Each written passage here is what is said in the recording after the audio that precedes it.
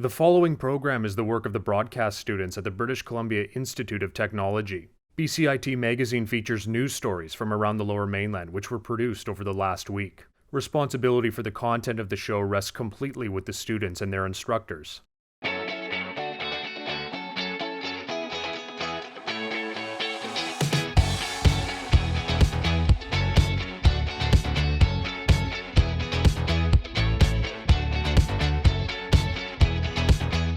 Coming up on BCIT Magazine, screening the latest sequel at the Rio Theatre,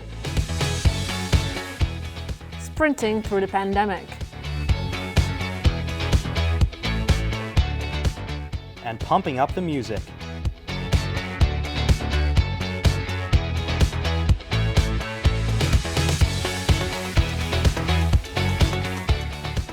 Welcome to BCIT Magazine. I'm Elin Molenaar. And I'm Vallee. As January winds down, let's see what's going on in the Lower Mainland this week. One of the largest high schools in the province is finally open in New Westminster. But as reporter Jaden Judy tells us, the school it's replacing has some dark secrets. After decades of planning, the state-of-the-art New Westminster Secondary School has officially opened to students, and it couldn't come soon enough for school staff. Just really excited, really happy, really thankful that the community now has this school, and it's a real gem, and it'll be a centerpiece for this community for a long time. The new building features an open servery, new technology, and collaborative learning spaces. New Westminster Secondary is the only high school in the city serving 1,900 students, making it a focal point in the community. We can all recognize the important role schools play in our communities. Certainly they have a huge role in the education system, but they're also community hubs in many respects. One more reason the new school is important is tied to its land's history. The old school behind me is set to be torn down and become a memorial park.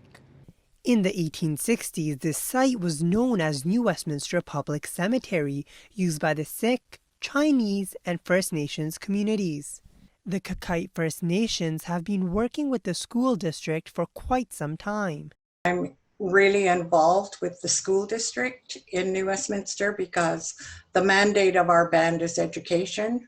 The mayor of New Westminster envisions a community gathering place. How do we create that, an important public space, but one that actually tells some different histories and stories, not only of the cemetery, but of the origins of Indigenous communities in these lands. An archaeologist study was conducted to ensure the new school was not built over the cemetery, so students can have a fresh start on a bright future. Jaden Judy in New Westminster for BCIT Magazine. Search and rescue experts are urging extreme caution if you're heading to the backcountry. Snow conditions on local mountains are treacherous this winter season. Reporter Brittany Roffel has the details.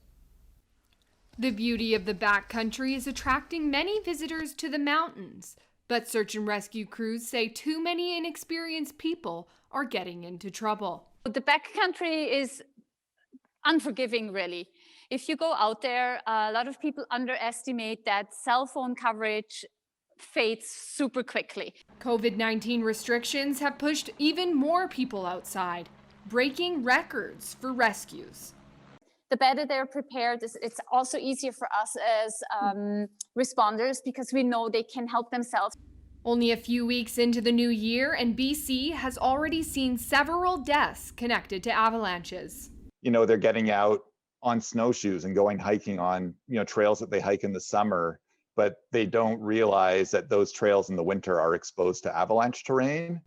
Avalanche Canada says anyone venturing out beyond ski resort boundaries needs to get educated and refresh their skills. It's just incredibly important. It'll give you the knowledge, like recognizing avalanche terrain, recognizing dangerous conditions, being able to understand the avalanche forecast. You'll learn about trip planning, and then you'll learn how to do a rescue if you ever find yourself in that situation. Cooper says that avalanche safety courses are filling up fast, a positive sign that people are starting to take the risk seriously. Brittany Roffel in Whistler for BCIT Magazine. Reporter Brittany Roffel joins us now from Whistler. Brittany, how can people determine the avalanche risks before they head out? Well, before heading out into potentially dangerous terrain, Cooper suggests checking an avalanche forecast website. There you can put in your location and determine the danger ratings for that particular day. So what are some essentials you should bring if you're going into avalanche country? Well, some essentials you should always have with you is an avalanche transceiver, a probe, and a shovel, just in case you ever need to rescue somebody. Back to you. Thanks, Brittany. The pandemic has put a halt to many activities for kids, but one sport has seen an upswing of interest. Reporter Madison McKenzie tees off. Golf is a sport that is usually known to kids as an older person sport. But since the start of the pandemic, one golf instructor has seen a 50% increase in kids wanting to learn the game. We saw quite an influx of kids coming to the golf course, whether it was with their parents or coming with friends. So, while the pandemic has caused a lot of other sports to cancel their practices and games, golf is an exception. a lot of their normal activities changed from games to only practices. So kids had a lot more time, and we're looking to find ways to still be able to socialize with other kids. And they were able to do that on the golf course where there's a lot of space and room for them to have fun and to be outside. Not only does the golf course give kids an outdoor area to have fun, it also lets them be with their friends, which is exactly why 10-year-old Joe started golfing. A lot of my friends started golfing with me in the summer because it was pretty safe because we didn't have anything else to do, and my parents said it was okay, so. If you ask Joe's friends what their favorite part of the game is, they'd say hitting drives. Rempel believes that having somewhere for kids to go, like the golf course, is beneficial for their mental health as well. We're so attached to our screens, to computers, that anytime we can step away, be outside, be in fresh air, it's going to be beneficial for the kids' mental health. If you're thinking about swinging by the golf course, expect to see lots of kids out there, especially in the next few months. Madison McKenzie in Chilliwack for BCIT Magazine. The BC SPCA is asking the public to take down your bird feeders temporarily. This will help stop a deadly salmonella outbreak that continues to spread. The Wild Animal Rehabilitation Center says dozens of songbirds have become sick since the beginning of the year. The pandemic has hit sports clubs hard. The Western Hockey League will begin their shortened season next month. Reporter Victor Robichaud finds out how this could affect scholarships for players. I'm Victor Robichaud. Today, I'm joined by the Western Hockey League's Manager of Player Development, Zach Hodder. Zach, thanks for joining me. Yeah, no problem. Thanks for having me. Yeah, what is this WHL season going to look like this year? The season this year, we still have to work through the details of exactly how it's going to look, but it's, we're going to try to get 24 games in for every single club in our league. And, that's the plan we have right now moving forward. It's, we're dealing with 4 provinces and 2 states at both the local, federal, state, provincial, and then municipal level. So there's a lot of levels of government we have to work with. And, luckily we've got a great team working on that right now. How do you see this sort of affecting the graduating players? It's going to have its biggest impact on our 20-year-old players from last season and our 19-year-old players from last season. When you look at our 19-year-olds from last season, they're really the group that's been impacted the most by COVID-19. They lost, essentially the last several weeks of the season plus playoffs of last year, and then they've already lost almost an entire season this year. Yeah, so the league has a scholarship program set up for their players. How does that work? Yeah, so essentially the way the scholarship works is if your season ends in, let's say, if this was a normal year, your season ends in April of 2021, you have up until April of 2022, and then the following September of 2022 to enroll in post-secondary to utilize the Western Hockey League scholarship. And the reason we do that is so that players can go play your professional hockey, whether it's in the AHL or overseas. They can go work for a year and maybe see that that's something that they like to do, and then they can go choose the schooling based on the job that they had, or they can just go travel, do whatever they want. Is that scholarship being affected at all by the shortened season, or is it still the same? Our scholarship's the exact same. So our players are still utilizing their scholarship, but some of them unfortunately aren't able to play due to youth sports shutdown. Thanks so much for joining me. Yeah, no problem. Thanks for having me. I'm Victor Robichaud with BCIT Magazine. Coming up after the break, how COVID-19 is affecting footy. And new forest creatures are attracting a crowd.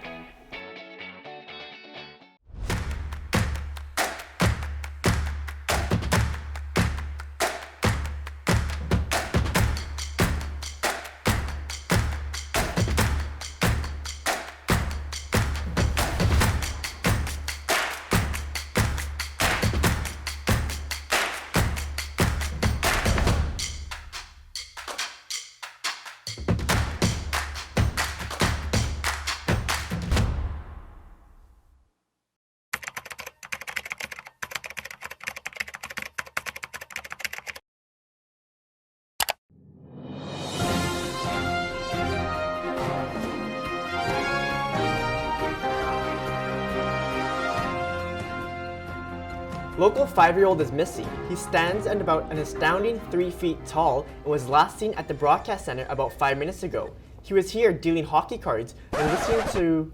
Joe, what are you doing, man? I'm doing my story on a missing child. That's me. We're show producers. Put that away. Oh yeah. Hi, I'm Josh Ferrer. And I'm Bahul Sharma. And this is your community calendar for January 28th. Does this year feel a little down for you already? Well, cheer up with some colorful artwork. North Van Arts is hosting their semi-annual art rental show until February 20th. And best part about it, admissions are free. Are you itching to see some sights but can't because of travel restrictions? Well, fear not. Flyover Canada is holding their Flyover Taiwan special. The event runs from February 6th till the 28th, and tickets start at just $25. Take a seat, feel the breeze, and let all your worries fly away. Discover more about the terrific tugboats that cruise the Fraser River by taking part in the Build-A-Boat events. With tickets just starting at $3, you can learn more about the tugboats and even build one yourself. And that was your community calendar for January 28th. And enough from us, back to BCIT Magazine.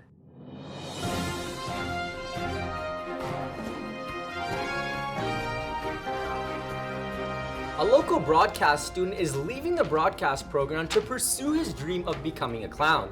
This is coming after months of speculation that he was... Not again, bro. Turn this off. I think I know those guys. Welcome back to BCIT Magazine. A lot of people are lacing up their running shoes as part of a New Year's resolution. But as my co-anchor Dom Vallee tells us, it's good for you in more than one way. Since the beginning of the pandemic, people of all sorts have picked up running and jogging.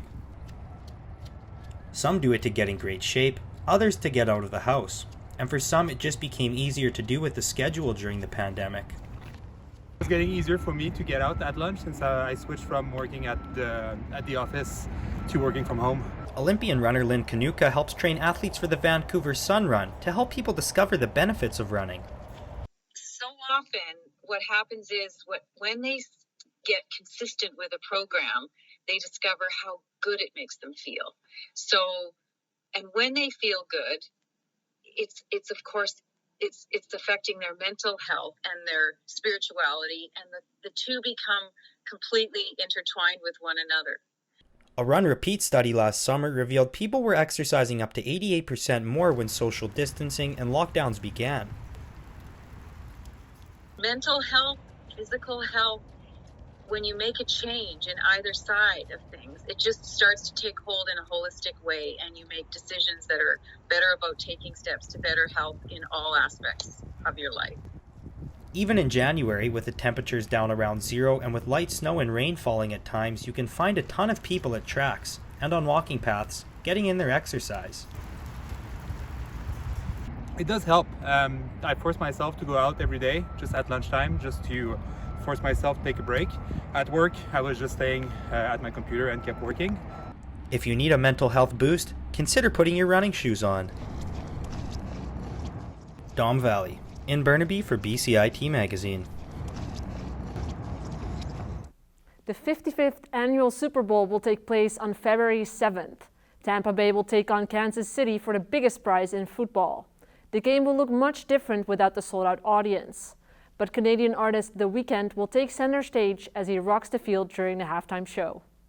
Movie theaters have been forced to close down because of COVID-19 safety protocols, but one theater is opening a new season. Anthony Correa takes us on a tour. Theaters all around the Lower Mainland have been closed since November, when Dr. Bonnie Henry tightened COVID-19 restrictions. But one East Vancouver theater has decided to reinvent itself. So I decided that why not be a sports bar then? If that's what the health authorities think is safer, then that's what we'll do. The Rio Theater has made various changes to make sure they pass all safety protocols, like taping up seats to ensure social distancing, as well as providing bar service to people sitting down rather than gathering in the concession area.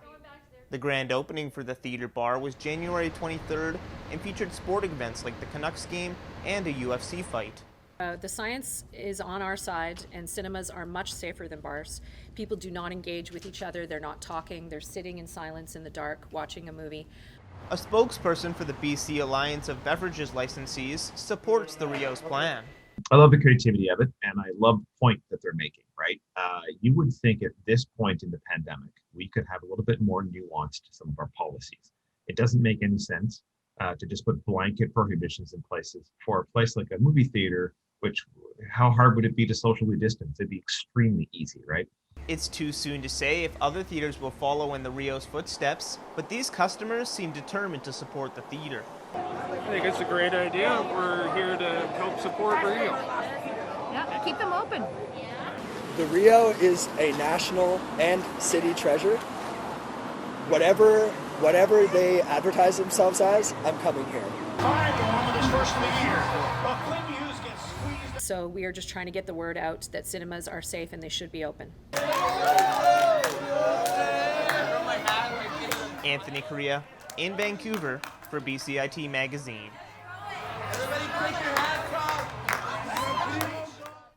It's been a year since the tragic passing of basketball legend Kobe Bryant. The former Laker appeared in 15 NBA All-Star games in his 20-year career. This week, many fans and athletes are mourning his loss by posting on social media and honoring him during games. University soccer teams have found it difficult to scout players throughout the pandemic. But one local soccer academy is making it easier. Reporter Sebastian Pereira takes us to the pitch. Richmond-based soccer academy TSS Rovers has a history of producing top-level soccer players and sending program graduates to university teams. One of the players moving on from the organization is Jonah Quarry, who has committed to the men's soccer program at UBC Okanagan. Well, it means a lot because it's mainly been my goal for my life. I mean, I've played soccer since I was like 4 or 5 years old, and I've always wanted to go to like the next level. But with COVID restrictions preventing university scouts from watching games, TSS is giving impartial analysis and making highlight videos to help universities with scouting. We were lucky to get more than enough footage in the sort of previous sort of 6 to 10 months to allow us to do this. And the reality is everybody's in the same boat. By implementing these methods, TSS has been able to maintain the 90% average from last year of graduating players committing to university teams. The TSS highlight videos of Quarry ultimately played a key role in convincing the coaching staff at UBC Okanagan to sign him. You know, we as a university and my staff has watched numerous hours upon hours of film. As of right now, it seems Quarry will be joining up with his new team in August, so he can finally begin his lifelong dream. Sebastian Pereira in Richmond for BCIT Magazine. Reporter Sebastian Pereira joins us now. Sebastian, how do coaches assess players if they can't meet in person? Elin, since games aren't currently happening in the Lower Mainland, university coaches have been connecting with clubs via Zoom calls. In the case of TSS, the club uses these meetings to provide the impartial analysis on each player and answer any questions a coach may have about the player's personality or playing style. Back to you. Thanks, Sebastian. The first Evolution Live Lounge of 2021 was hosted by my co-anchor Elin Molenaar. She sits down with the singer of Vancouver-based band Dossie in a feature interview. Evolution Live Lounge is a live music show produced by BCIT's TV students.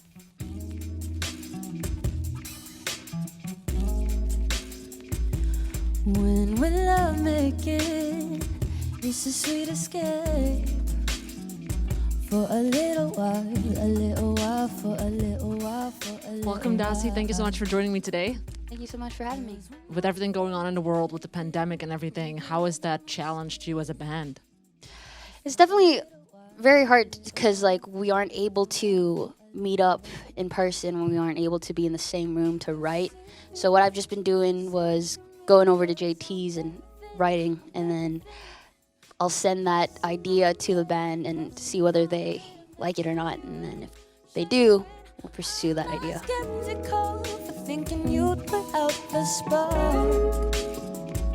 You only see through me 'cause I let you in. What would you say has kind of helped you all as a band through this hard time, also to have to adapt in this way? Consistency, just being able to put out as much music as we can. And right now it's, since we're not playing shows, we're kind of relying on the streams to see if we're building up our fan base and all that, and see if people like our music. What is next for you guys, do you think? Hopefully when the pandemic is over, we'll be able to play shows and record more music, and actually be together while doing that. Awesome. Well, I wish you all the best for the future. Thank you so much. And thank you so much for joining me today. Thank you for having us. The entire interview can be found on the Facebook page of the BCIT television and video production program.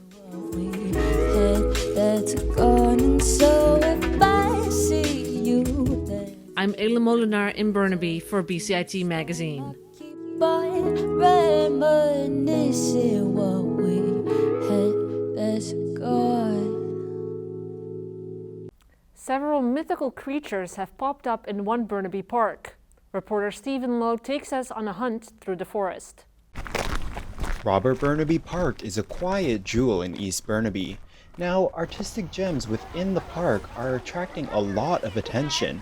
Local artist Nikki Lewis took it upon herself to create sculptures out of twigs and twine over the course of the pandemic. When COVID hit, I didn't have a lot of my normal outlets, so I make art for big art events, and those events were all canceled. So I needed an outlet. Park goers have been loving the creatures and the little game of hunting for them. It's cool. It's creative. It's nice.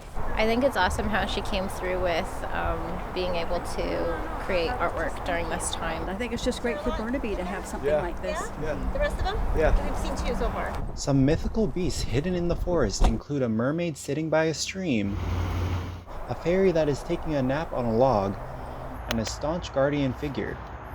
A real showstopper is the 12-foot dragon named Emerald.